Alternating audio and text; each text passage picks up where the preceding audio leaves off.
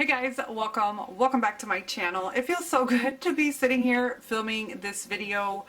It's been 2 months, I think, or a little bit over 2 months since my last video, and I ran into some problems. This video was filmed about 2 months ago, and I ran into the issue that my computer just wasn't updating to Windows 11, and the program that I used to edit my videos and my thumbnails, some of the features just weren't working anymore or weren't updating because I didn't have Windows 11. And so I was in denial for a little bit. I was like, no, there has to be a way.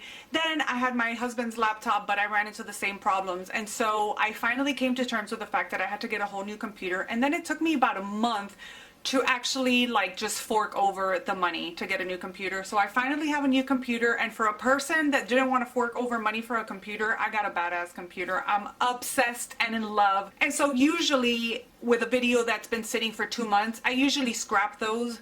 But I really don't want to scrap this video because I love this video so much. As you can tell from the title, it's just a horror book haul.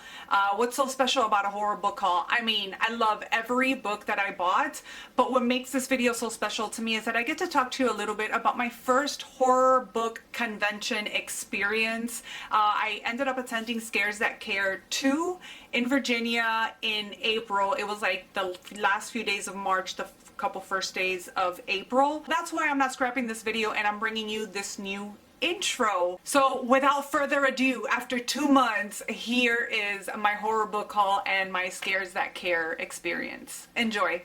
Hey guys, welcome back to my channel and welcome to a horror book haul. A couple of weeks ago, I went to my first horror book convention and it was just so amazing. Scares That Care Authorcon. It's ran by Brian Keene. You guys know that Brian Keene is one of my favorite authors, and I don't know why, in my head, I never thought that I would meet him, and I finally met him, and I was so giddy. I was so fangirling. It was amazing. I got a shit ton of books from different authors that I know, and authors that I've never heard of before, which is super amazing. All of these books are personalized, which was another awesome thing about the convention, is that you could just get all your books personalized. So it was just great just meeting everybody. We'll get into the book haul in a little bit, but like I said, this was my first time going to a book convention, and so I didn't know what the etiquette was, or what you can and can't do as far as bringing your own books. I've always seen people travel to book events with their books and getting them signed, but I didn't really know how it was here. Since I didn't know really what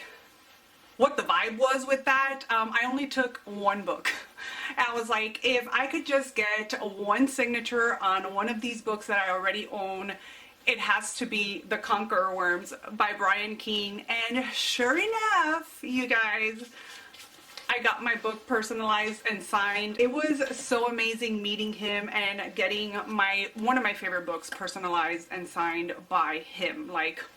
I am surrounded by books here. I'll show you a little behind the scenes clip because I have all these books separated by authors. I also got to meet for the first time in person 2 of my friends from Instagram, and I got to meet again my good friend Tali in person for the convention. Chandra, Where the Reader Grows, over on Instagram. Me and her have been talking, messaging, corresponding with each other for years and years, from the beginning. Probably in my first week of being on Instagram, I think I befriended her somehow, and we got to meet for the first time. I was so ecstatic to meet her. And also Elizabeth, she reads with coffee, also over on Instagram. I had been talking to her for a few years already. I think as long as Tali, or maybe a little bit less than Tali, but I got to meet her as well. So that was just fantastic.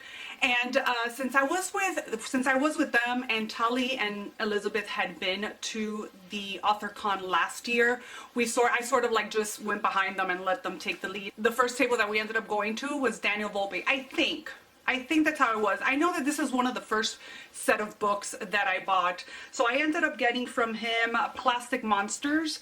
The cover just really called to me, and I have a couple of his books on my Kindle because they are part of Kindle Unlimited. I think I have Talia on my Kindle, and I've had her there I've had the book there for probably, I think since Kat from Cat Chats talked about it, she read this book, I think it was last year for a blog, and I was like interested because it is extreme horror. This one I just wanted to have a physical copy of because it's just so beautiful, and I don't know if you can really see it because I am kind of far from the camera, but back here it says beauty is pain, so I was like sold. Again, these are all signed and personalized. Then I ended up getting Multiple Stab Wounds, which is a collection of short stories. It's pretty small, and I'm actually going to be buddy reading this with my friend Tali. We had already discussed like when the book came out, or like a couple days prior to the book coming out. We had already discussed buddy reading it, and so I just picked up a physical copy so that we can go ahead and do so. I was just gonna get the ebook, but I mean, he was in front of me and the book was in front of me, so I had to get it. I don't know what any of these books are about. If I do, I'll tell you more or less with the synopsis, but please excuse me. I just went and I bought and I supported authors. That's all I did. So as far as like synopsises go, I did read some of them. Obviously, I didn't just grab the book and be like, okay, I did read most of these synopsises. But like I said, 2 weeks ago, horror convention, I was having fun. I forgot all of these synopsises by now. And then the last book that I bought by Daniel is Only Psychos, and I just love this. I think I bought this one because it's a short one. That's why I went like that. I think I bought this one because I think either Tali and Elizabeth or one of them read it and said that it was amazing. So I said sold. So 3 books right off the bat, because that's how we go hard. My husband was like, listen, I'm going to give you X amount of dollars. I'm not going to say what the X amount of dollars is because I don't want you to think on the other side of the camera like we're just made of money, because that's not the case. But it was like an exorbitant amount of money. And I was like, Cheech. Really real? And he was like adamant. He's like, for real. I'm like, listen, I'm not going to reach that, but thank you so much, because I didn't feel as bad walking out of there with so many books. You know what? Let's go now to this author, because I didn't buy these, but I am so grateful to him and so humbled that he just gave me 2 of his books. He was there, I think, I'm not sure if he had a table there, but we actually went to a few panels, and in one of the panels that I was sitting at, I was sitting next to Tali, and she's talking to somebody, and she introduces us, but she introduces like, oh, hey, it's Miss Marcy. So I was like, hey, how are you? And I just turned back around, and when she has a book in her hand, like he gives her a book, and she's like looking, and I read the author, I'm like, oh my gosh, Hamelin Bird. So he like so kindly just handed over 2 of his books, and like, thank you so much if you're watching this, because that was so sweet. He ended up giving me Double Vision. This cover is amazing. I know that Tali has read this and she says that it's really, really good. And then also Wayward Sons. I think that I have either one of these. I don't know which one it is. I think he sent me an e-copy of some time ago, and obviously I still haven't gotten to it, but super excited to read these. And again, Hamelin, thank you so much for giving me these books, because I know these things are expensive. I got to meet Gemma Amor. I've had a crush on Gemma Amor for like years. I love her Twitter. I love her sense of humor. I love her personality. She is stunning, like stunning to me. That accent that she has, and she is like sunshine to me. She was so sweet and so kind, and I did purchase 2 books off her table. The first one was Christmas at Wheeldale Inn. I just love this cover so much, and I saw Christmas and I was like, why not? And so I'm pretty sure that I'm gonna save this to read when Christmas time comes around, which I'm not ready for. I can't even believe I'm talking about Christmas right now, but you know, the book. But I'm like, listen, we just started with spring, and up to like last week, or even like the beginning of this week, we had like 30-degree weather. I'm like, where is spring, you guys? So I'm not ready for Christmas, so I will hold off till next Christmas for this one. And then I ended up picking up 6 Rooms. I actually have this on my Kindle because I believe it's part of Kindle Unlimited, so now I can just return it, because I've been wanting to read it for a really long time. I think that these are short stories all that take place in 6 rooms, in 6 different rooms. Do not quote me, because I could be super wrong with that, but that's the gist that I'm getting. Let's talk about one of the authors that I had no idea about, but once they started talking about her, I needed to see what she was all about. There was a panel for extreme horror where multiple authors just sat there, and we talked about extreme horror and writing it in movies, and we got to ask questions. I didn't ask questions because when I'm on the spot like that, like I can't think of anything, but there was some pretty interesting questions being asked. Oh my gosh, I can't speak. There was actually somebody that walked in like while the panel was going on, and the guy that was moderating the whole thing actually was calling somebody up and was introduced as Candace Nola. I had never heard of her, but apparently she is a very prominent extreme horror author. And there was another author on the panel, another woman author, that I just really loved her vibe, and I ended up buying books from her as well. I didn't know any of these two authors. There was a contest. It was the gross out contest at the end of the night, and it was amazing. And I'm going to say that there was like different authors or different aspiring authors. It was just open to everybody. They would go up there and just read a short story, but it was like extreme, gross, disgusting, like squirmy, that kind. It was so fun. And some of the stories that I loved the most were from women, which I was just like super hyped about. I did get some books from one of the women that went up and said a short gross story, because in my opinion she was the best, and I was so happy to see that she had a table. Again, I didn't know who she was, but rewinding back to Candace Nola, I ended up buying Bishop by her. This sort of looks like a wolf man, but if you look at the face, it looks like a bear. So I don't know what kind of creature this is, but it says here, caught between an ancient evil and a man with nothing to lose, a young girl's fate hangs in the balance. She actually talked about her books a little bit, because I was like, this is the first time hearing of you, you know, what do you recommend? Tell me a little bit about your books. And so she did tell me a little bit about each of these, but I can't remember right now what really it was. But one thing that really caught my attention about this one is how the cover is printed on the actual hardcover. And that to me is a weak spot. When I see a book that's like this with no dust cover on it, I'm sold. And so it's Hank Flynn. And again, I don't know much about, sorry for the reflection, but all it says back here is that Hank Flynn is a tormented man. And I don't want to know any more. Super excited to read these two books and get another extreme horror author on my radar. Okay, who do we talk about now? Who do we talk about? And let's talk about Kristopher Triana. I could only buy one book there because I own all his other books, and so I felt bad that I couldn't buy like 5 of his books and have them all personalized by him. But I bought the only one that I don't own, and it was Shepherd of the Black Sheep. I've never heard of this, but I just wanted to buy something and support him there and have him personalize something for me. Vermont winters harden more than the land. After the untimely death of his daughter, rancher Tom Hargrave is given custody of his 10-year-old granddaughter, Paige. He desperately wants to be a good guardian, but the personal hardships just keep coming for him and the child. When an unknown assailant takes the life of Paige's best friend, the police are baffled, and the small town of Middlebury grows fearful and suspicious. A murdered child, a missing murder weapon, a shattered community, family secrets, and second chances forge a twisted path through Kristopher Triana's latest dark thriller.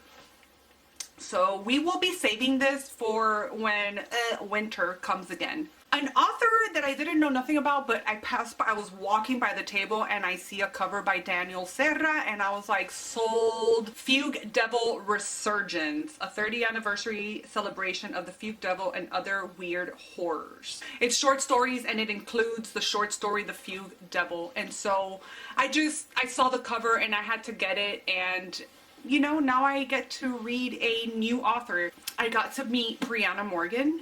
I've read a couple of her books, her shorter stories. I ended up reading The Trick-or-Treater and short stories. I really enjoyed that one. I read Mouthful of Ashes and enjoyed that one as well. And then I have also read,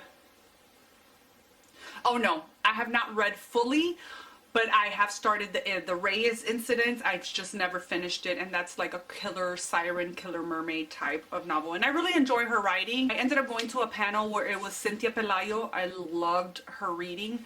And also Briana Morgan. And Briana Morgan did a reading of Mouthful of Ashes, which I enjoyed because I had already read that story.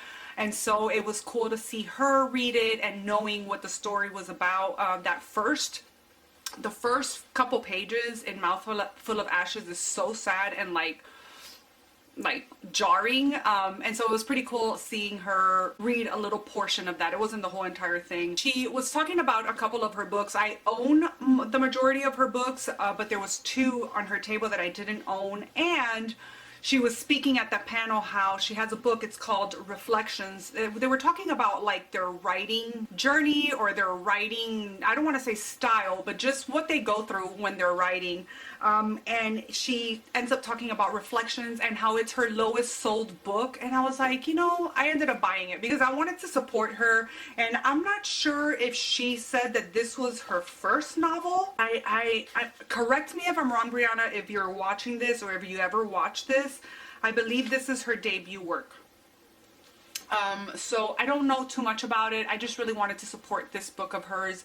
And she says that a lot of feelings went into it. I'm really not grasping, again, what exactly was said in the panels because of the excitement and stuff. I think she talked about like some of her experiences and pouring them into this book. I could be lying, really, but I could have sworn that's what she was talking about. And then I also ended up getting Livingston Girls. It says witchy, queer, and exciting. But I really like the cover, and I wanted to keep on supporting her, so I bought this one as well. It says, after an affair with her teacher, Rose's parents ship her off to Livingston Academy, a stuffy all-girls boarding school. Ashamed of her past and herself, 16-year-old Rose just wants to chill, pass her classes, and make friends. I mean, the last thing on her mind is becoming a witch, until the enigmatic headmistress gives her the chance to join a coven secret from the rest of the school. Desperate to prove herself and looking for a purpose, the headmistress's offer seems too perfect to pass up. And it keeps going, so witchy. I'm all about witchy. Super excited to read this one. Oh god, this video is going to be so long because like I want to talk about like my experience when I met certain authors, and so please excuse it, but here we are. I ended up meeting Kristopher Rufty. I had no idea he was going to be there, so when I saw him there, my friend pointed him out, I was like, oh my gosh. I will scream to the end of the world that The Devoured and the Dead is just top notch. It is amazing. I fell in love with the author just with that one book. So this is just one of those where I claim that he's a favorite author of mine, but I really haven't read enough of his work. It's just that that one book just really gave him that spot for me. I just love that book so much. I highly suggest that you read The Devoured and the Dead. It's set in winter. It's a very cold book. But if you do mind and you need to read your books in set seasons, then this upcoming winter, please do yourself a favor and read The Devoured and the Dead. It's a splatter western. I speak about splatter westerns. I'm going to be talking about a splatter western in this freaking video because I'm so excited. I can't hold myself, but I think I'm going to save it till the end. We do have a splatter western in this stack of books, you guys, and I'm so excited. But anyways, The Devoured and the Dead, it is part of the splatter western series. They're all standalones. The Magpie Coffin is my favorite.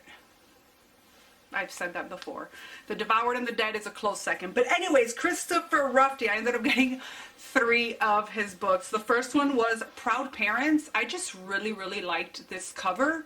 And another one of the covers that I really, really loved, and they're sort of like in the same like color scheme, is The Skin Show. This one was just like screaming out to me. So I got these 2. And then I also got a little, I don't think this is a novella, but another little short book, Last One Alive. And so I'm excited to see more from this author. I do own, I bought 3 books at the convention, but I do own 2 of his other books that I still haven't read and I'm dying to read. So I need to get reading, you guys. I got to meet Spencer Hamilton, and I ended up buying a Sister Fun Time from him, A Smiley Land Story. I mean, this cover just screamed out to me. I do have two or one of his books that he did send me for review on my Kindle. So I ended up getting 2 books by Wesley Southard. Try Again. I think I bought this one because my friend said that she read it and it was really, really good. And then I ended up also buying Where the Devil Waits. So yeah, these are the two that I got from him and excited to read these. An author that I did not know anything about, E.C.Hanson. I bought Fake Somebodies, Real Nobodies. I can't remember if my friend said that they read this and they liked it, or if they were attracted to the cover and we all bought it and we're gonna buddy read it. I can't really remember what the deal with this one was, but I ended up buying it. The cover was cool, and yeah. Another one that I did not know anything about, I just happened to pass by his table and this cover really stood out to me, is James Noll's The Hive and Other Stories. Now I think this is part of a collection of a collection. Does that make sense? So there are stories, it's a stories collection, and there's just different volumes in that collection as well. But all the covers were beautiful. I really wanted to buy the first two, but since I've never read anything by him, I really wanted to just support, buy one, and see if I liked it. If I end up liking his writing style and his stuff, then I'll order it on Amazon or I'll look for his website. But that cover just really stood out to me amongst the tables. Remember when I was talking about Candace Nola, the other author that was part of the extreme horror panel was Bridgett Nelson. And I've seen this book around and I've always wanted to purchase it because this cover is just sickly stunning to me. Sickly stunning. I've always been drawn to this, but I've just never bought it. I don't know why. Well, now I know why, because I was waiting for Authorcon. And she ended up signing it for me as well. And I just really liked her vibe on that panel. I like how she just carried herself, and I don't know, she was an extreme horror author on there. A Bouquet of Viscera. This is just a collection of short stories, but this cover. And when I was at her table, she had a couple of other collections with different authors. So this is like hers. And then she had two other collections where she had a story in, and this one really called out to me, Counting Bodies Like Sheep. There's Edward Lee, Stephen Kozeniewski, which I have books of his as well here because I read one of his short stories and loved it so much. And I want to read more stuff by him. Also, Christine Morgan is in here. Robert Essig. We have J Volpe here as well. Daniel J Volpe, Bridgett Nelson, and a couple of others that I'm not really sure who they are. I also got to meet Mona Kabbani. I've spoken about her before. I have a few of her books on my Kindle, and I actually own Physically For You, which was one of her latest releases. But since she was there, I had to support her. It was so cool meeting her. She's so beautiful. The Bell Chime and Vanilla. Vanilla is a book that has been many on my TBRs, and I don't know why I can't just sit down and read it, but I've been dying.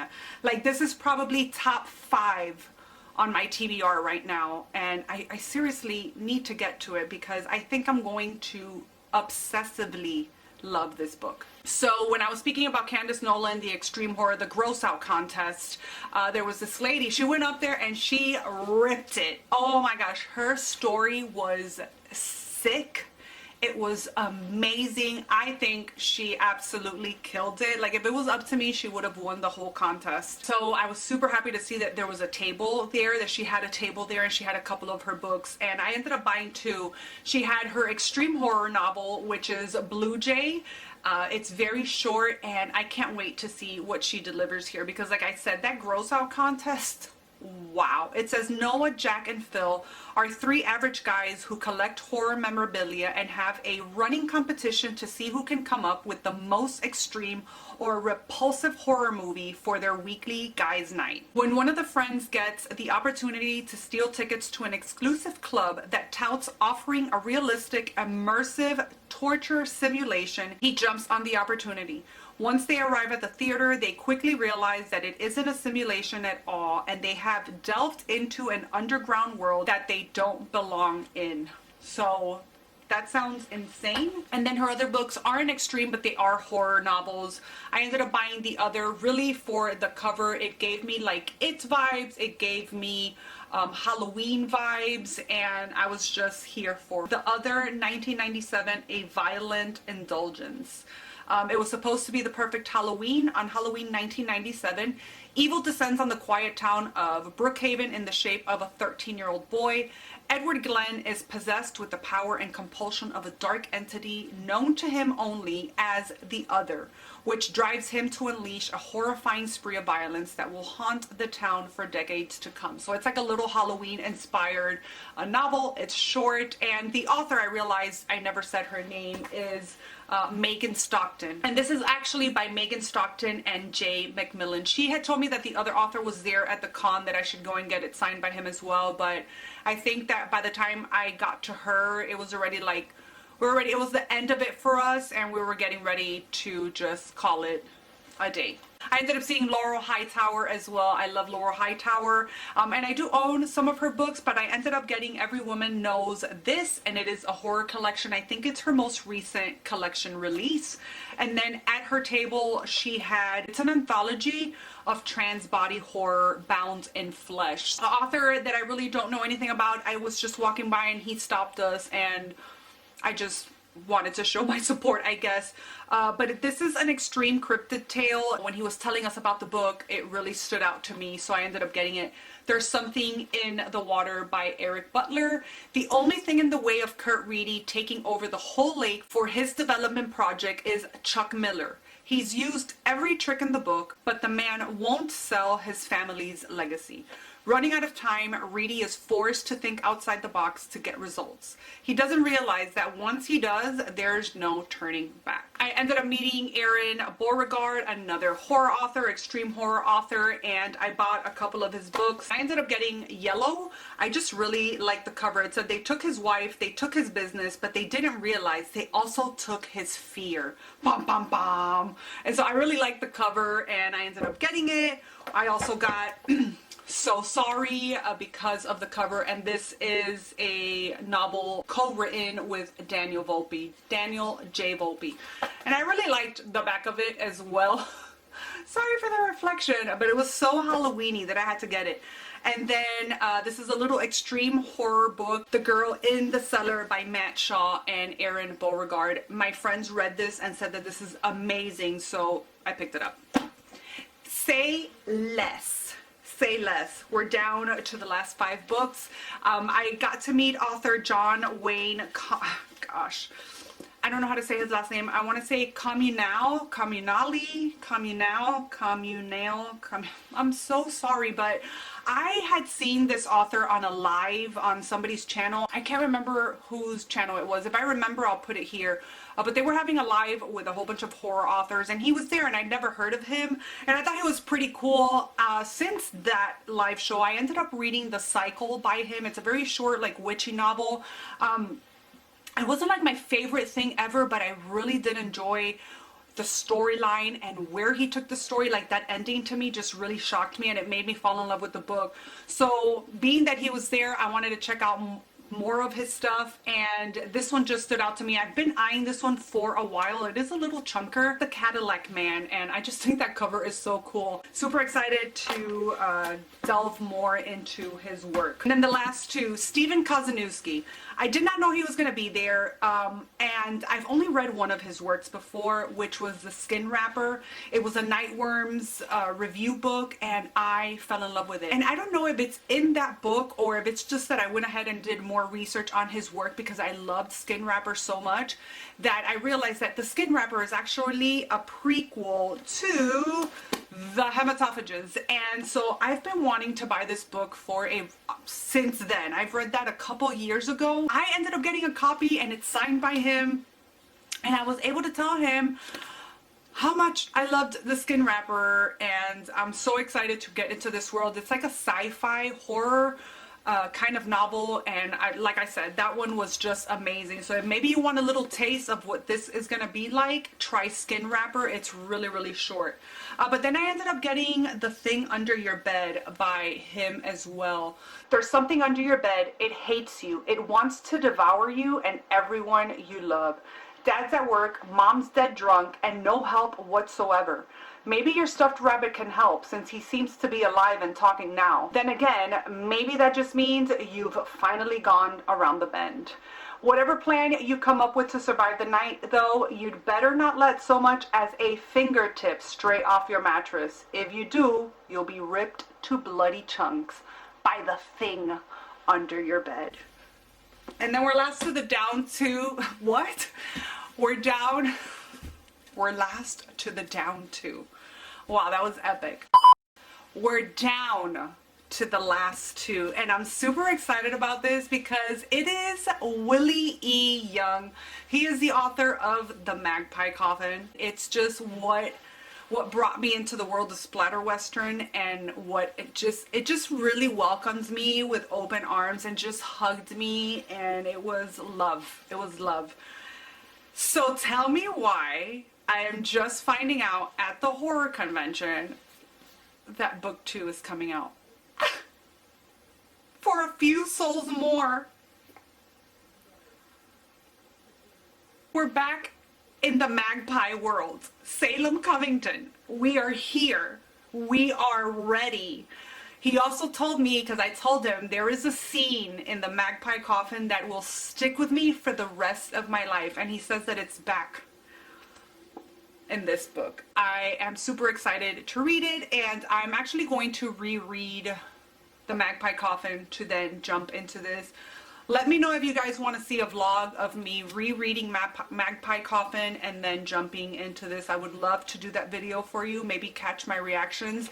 Maybe see if I'm still as in love with that book as I was the first time. Rereading is a little bit tricky because of that. I don't want to fall out of love with a book ever, but I love that book so much that I don't think that would happen. And then I'll jump into book 2. So let me know if that's something that you want to see. And then from him, I also bought Dust Bowl Children. This is actually co-written by Willie E. Young and Emily Young. My friend Tali read this and she said it was amazing. I think it's a coming of age story maybe, but it is set in the Depression era. So that is it. Those are all the books that I bought at Scares That Cares Authorcon 2. There is going to be a 3 and I'm super excited for it next year, and I will be going, God willing, I will be going because it was so fun, and obviously I bought a lot of books. My thing is flashing. Let me know if you want to see a reading vlog on any of these books, any of these extreme horror books, or any of these other regular horror books, regular horror, and I will be glad to do that for you. Other than that, have you read any of these books? Let's chat in the comment section down below. I hope you guys enjoyed this video. Thank you so much for watching, and I'll see you guys in my next one. Bye!